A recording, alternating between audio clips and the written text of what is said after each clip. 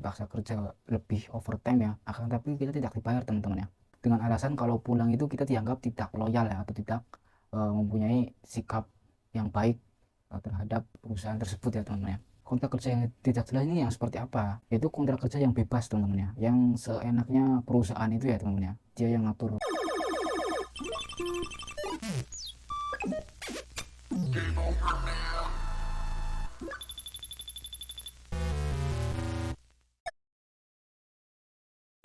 Assalamualaikum warahmatullahi wabarakatuh. Minasan konnichiwa. Mora des. Berjumpa lagi dengan saya Mora. Di video konten kali ini saya akan membahas seputar tentang bekerja di Jepang ya teman-teman ya. Yaitu yaitu ciri-ciri perusahaan hitam ya, atau Black Kingyo, yang teman-teman mungkin sudah tidak asing lagi dengan istilah tersebut, supaya teman-teman tidak terjebak ya, atau tidak masuk dalam perusahaan tersebut ya yang teman-teman ingin lamar. Berikut apa saja ciri-cirinya. Teman-teman bisa simak terus video ini sampai akhir. Semoga akan bisa menjadi pengetahuan teman-teman ya, wawasan teman-teman terkait dengan perusahaan yang harus dihindari ketika teman-teman ingin lamar bekerja di Jepang ya teman-teman. Oke, tanpa berlama-lama langsung saja untuk ciri-ciri yang pertama perusahaan hitam ya, yaitu jam kerja yang ekstrim dan tidak dibayar teman-teman ya. Jam kerja yang ekstrim itu maksudnya gimana bang? Nah, jam kerja yang ekstrim ini kita dipaksa lembur ya, dipaksa kerja lebih overtime ya, akan tapi kita tidak dibayar teman-teman ya, dengan alasan kalau pulang itu kita dianggap tidak loyal ya, atau tidak mempunyai sikap yang baik terhadap perusahaan tersebut ya teman-teman ya.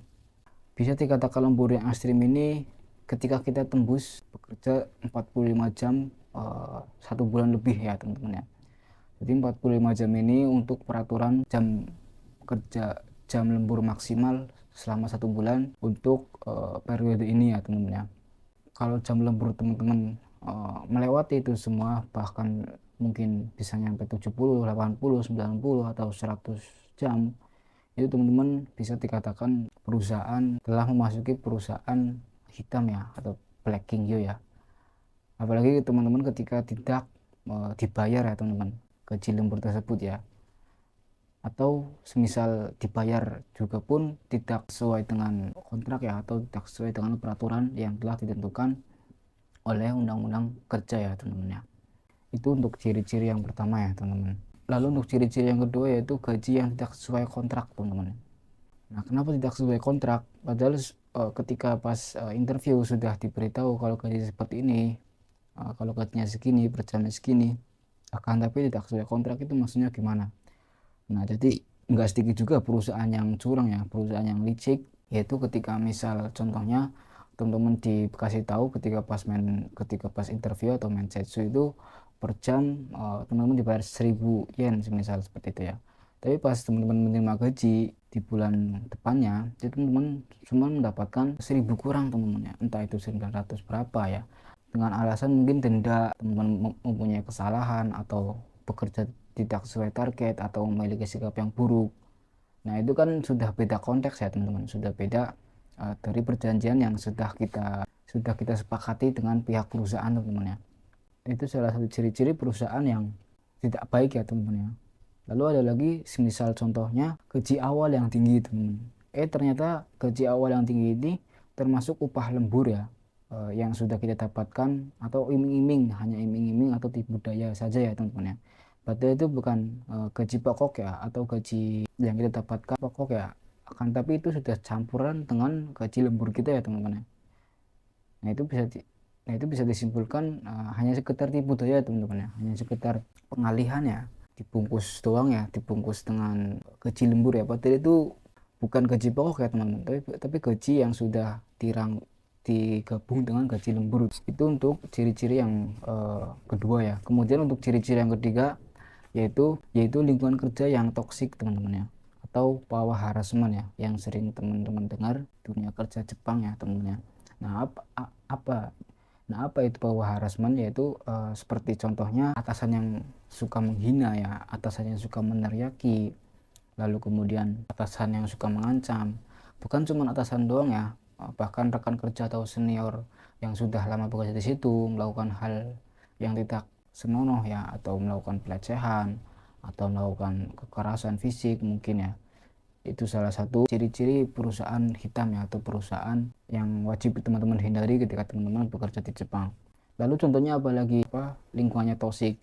Ketika teman-teman sakit atau ketika teman-teman tidak enak badan, itu teman-teman dipaksa masuk ya teman-teman. Padahal teman-teman tidak enak badan, teman-teman ingin izin, ingin tidak masuk kerja atau ingin istirahat.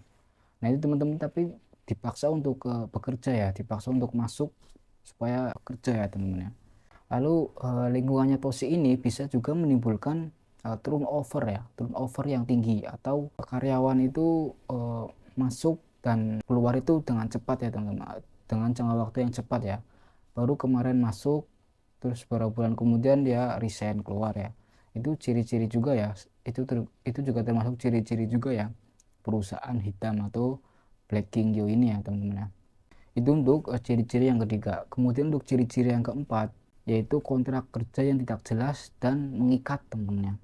Nah, kontrak kerja yang tidak jelas ini yang seperti apa? Yaitu kontrak kerja yang bebas teman-teman ya, yang seenaknya perusahaan itu ya teman-teman ya. Dia yang ngatur kontraknya yang gak sesuai dengan peraturan undang-undang yang telah ditetapkan untuk para pekerja yang ada di Jepang ya teman-teman ya. Terus biasanya tanpa jaminan ya, tanpa kayak perlindungan dari undang-undang pekerjaan ya teman-teman ya. Lalu yang menjerat ini biasanya kadang ada yang sampai menahan paspor ya, dengan jaminan paspor ditahan, terus dokumen-dokumen penting dari diri kita itu ditahan sama mereka ya. Terus lalu ada juga yang mengenakan denda ketika kita mengundurkan diri ya. Itu juga salah satu ciri-ciri perusahaan yang tidak baik ya teman-teman ya. Itu sangat-sangat mengikat ya, sangat-sangat membebani para pekerjanya ya teman-teman ya. Lalu untuk ciri-ciri yang kelima, yaitu memanipulasi pekerja asing teman-teman ya. Nah, maksudnya apa? Memanipulasi pekerja asing. Kayak contohnya seperti teman-teman datang ke Jepang ini menggunakan visa engineering dengan bidang mesin misalnya. Akan tapi teman-teman ketika di lapangannya, ketika di tempat kerjanya, teman-teman tidak bekerja di tempat mesin teman-teman ya. Akan tapi kerja di tempat yang lain ya, seperti konstruksi mungkin, atau disuruh bikin makanan ya. Itu sangat-sangat di luar dugaan ya, atau di luar peraturan ya teman-teman ya, yang berlaku ya. Oleh karena itu ciri-ciri perusahaan yang sering memanipulasi pekerja asing ini wajib teman-teman hindari, karena akan sangat-sangat menjadi beban bagi teman-teman semua yang ingin bekerja atau ingin pindah kerja di suatu perusahaan yang tidak baik ya, atau Blacking Gyo ini ya teman-teman ya. Lalu untuk ciri-ciri yang keenam, yaitu tidak ada promosi atau kenaikan karir ya teman-teman ya. Artinya janji palsu gitu ya teman-teman ya. Nah semisal pas awal interview ya, pas awal wawancara, teman-teman dijanjikan untuk menjadi karyawan tetap atau kenaikan jabatan di suatu departemen mungkin ya. Akan tapi sesuatu tersebut tidak terrealisasi sama sekali ya teman. Sudah mungkin 1 tahun, 2 tahun, 3 tahun tidak terrealisasi sama sekali ya. Jadi itu termasuk janji palsu untuk tipu muslihat saja ya teman-teman. Tipu daya untuk teman-teman bekerja supaya tetap menjadi bawahan ya, tetap menjadi kuli biasa ya teman-teman ya. Perbudakan modern ya teman-teman ya. Contoh yang lain seperti sistem evaluasi yang tidak transparan ya. Maksudnya sistem evaluasi seperti per bulan ada pertemuan atau meeting tentang pekerjaan, evaluasi tentang pekerjaan-pekerjaan sebelumnya untuk pekerjaan yang akan dilakukan bulan depannya. Nah, itu tidak transparan teman-teman, alias tertutup ya. Cuman beberapa orang saja yang mengetahui ya. Nah, yang lainnya tidak tahu, supaya tidak tahu gitu ya, atau bagaimana, itu tidak transparan ya. Salah satunya seperti itu ya teman. Itu merupakan salah satu ciri-ciri perusahaan yang tidak baik, atau perusahaan Blacking Gyo ini ya teman, yang wajib teman-teman hindari. Lalu untuk ciri-ciri yang terakhir atau ciri-ciri yang ketujuh, yaitu tekanan mental dan fisik yang berlebihan teman-teman. Contohnya seperti karyawan-karyawan yang lain itu sering sakit, sering tidak enak badan, sering stres karena berbagai tekanan atau berbagai pressure dari atasan ya, menjadikan dia kurang tidur, kurang istirahat, menjadi pikiran, pusing. Lalu biasanya ada budaya dilarang menolak ya, hierarki itu ya teman-teman ya. Semua perintah atasannya itu harus dituruti, harus dilaksanakan ya. mau apapun itu beritanya harus dilaksanakan gitu ya, harus diiyakan ya, nggak boleh menolak. Nah ini budaya-budaya seperti ini yang teman-teman harus atasi ya, teman-teman harus filter kembali ya perusahaan-perusahaan yang memiliki budaya-budaya seperti ini teman-teman ya. Karena kan menjadi pikiran juga nantinya ketika teman-teman tidak sengaja masuk ke perusahaan hitam ini ya, atau Black King ini. Lalu kedepannya yang jelas akan sangat merugikan teman-teman ya, karena seperti yang sudah saya sebutkan tadi, kerja lembur overtime, istirahat tidak terpenuhi, gaji yang tidak dibayar, ya, jam lembur yang tidak dibayar, atau gaji yang tidak sesuai kontrak, atau tekanan pressure yang macam-macam ya. Jadi itulah ciri-ciri perusahaan hitam ya, atau perusahaan yang tidak baik, perusahaan yang wajib teman-teman hindari ketika teman-teman ingin pindah bekerja mungkin, atau ingin baru berangkat ke Jepang ya, atau ingin bekerja di Jepang. Teman-teman harus memperhatikan poin-poin tersebut ya, atau ciri-ciri tersebut ya. Apabila teman menemukan ciri tersebut, teman-teman wajib mempertimbangkannya kembali teman-teman untuk kedepannya ya. Apabila ciri-ciri tersebut masih bisa diminimalisir ya, atau masih bisa ditangani, teman-teman ya boleh saja masuk ke perusahaan tersebut. Akan tapi apabila teman-teman tidak bisa membayangkan bahwasanya perusahaan itu sepertinya ini kurang yakin, tidak baik, akan tidak baik ke depannya, ya teman-teman lebih baik skip aja ya teman-teman ya, lebih baik cari yang lainnya ya teman-teman, cari perusahaan yang lebih baik ya. Teman-teman tetap harus pilih-pilih ya, tetap harus cek kembali perusahaan-perusahaan yang akan teman-teman lamar, karena untuk kebaikan kedepannya ya teman-teman ya. Cuman ya minusnya ya teman-teman memerlukan waktu ya, memerlukan skill yang lebih baik ya, skill bahasa yang lebih oke, skill kerja yang lebih oke.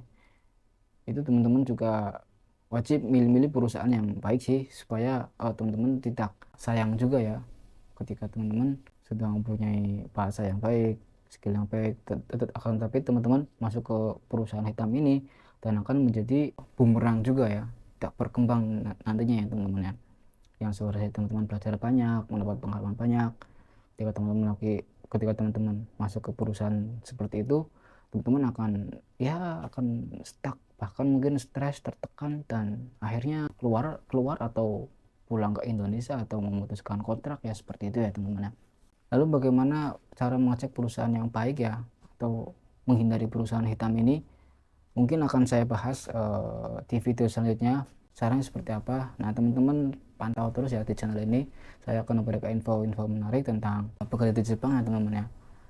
Oke, mungkin itu saja informasi dari saya. Apabila ada informasi yang kurang enak atau kurang lengkap, dan kalau ada salah pengucapan dari saya mohon sebesar-besarnya. Bila ada pertanyaan dari teman-teman semuanya, silakan ketik di kolom komentar. Dan apabila video ini membantu, jangan lupa untuk like, komen, dan subscribe, supaya channel ini terus berkembang dan akan terus memberikan informasi-informasi menarik tentang dunia kerja di Jepang ya teman-teman. Oke, mungkin itu saja, sekian dari saya ya.